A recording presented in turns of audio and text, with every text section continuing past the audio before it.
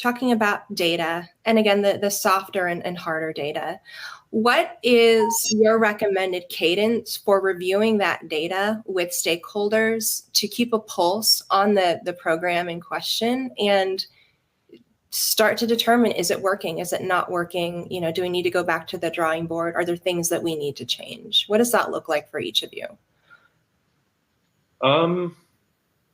It will highly depend on what motion you're talking about.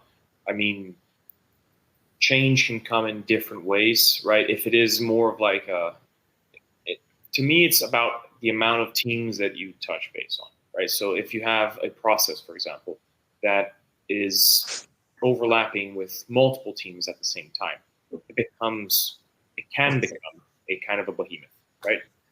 So you need to increase the feedback cycle. I've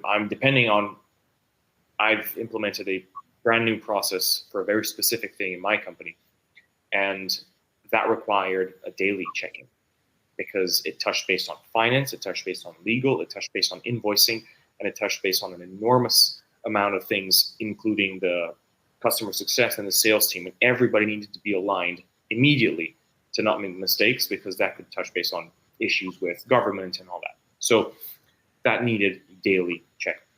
Now, you don't do that for everything. So it's really dependent on the impact and the size of the change that you're trying to implement.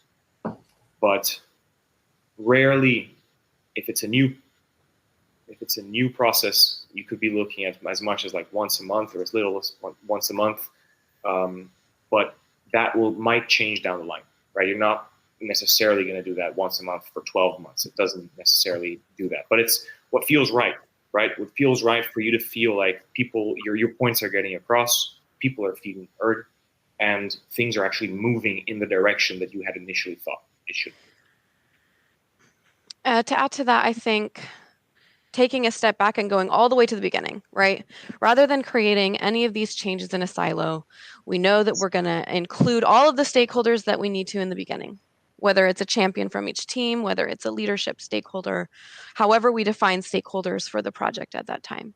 So when we're creating our business case for the change, and we're thinking about it both quantitatively and qualitatively, those objectives of the change are going to be the ways that we measure the change at the end.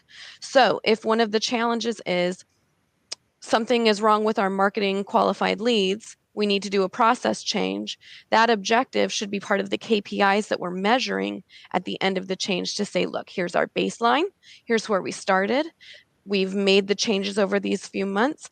Let's touch base every couple of weeks to see where we're at for the next 90 days. Let's measure this change, almost like a hypercare situation. Hypercare meaning lots of eyes on it, lots of focus on it. Let's see how we can improve and if it's actually getting adopted by our teams, especially in bigger teams where you don't have the luxury of having small, like 3 to 4 man groups.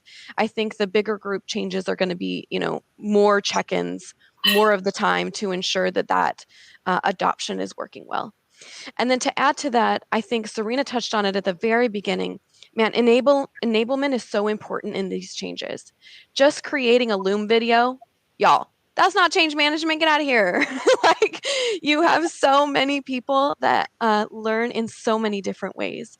So make sure that you're really partnering with your enablement people. And if you don't have enablement people, be that enablement person yourself in your smaller organizations to say, okay, look, what are we doing for our visual learners? How are we measuring their success? And how are we giving them training to be successful? How are we setting them up to be successful? Is it a Loom video? Is it a quick reference guide? Is it a Teams channel where we always have somebody monitoring, and maybe we have internal SLAs that we respond within an hour, something like that, so we have enough support to help these people and help our teams be successful after the change. And I think the less questions that you get after the amount of time, the more adoption that we're going to see, especially because after that first go live, you're going to be getting some scared folks if there's a new process change. So making sure you just have a lot of channels, right? A lot of channels to address those training concerns, making sure you know what you're measuring in the beginning. And that's the way that I would sort of, at the end, figure out if the adoption was successful and if the change was successful. Well, I love, Karli, that you said that simply one modality, one training, a Loom video is not enablement. Listen, there is a real science to sales enablement if we're just talking about learning. Some of you may be familiar with the Ebbinghaus forgetting curve. It's very popular in the learning industry. And basically it says that after learning new information, we begin to forget it within the first day if we don't use it. So there needs to be some kind of reinforcement.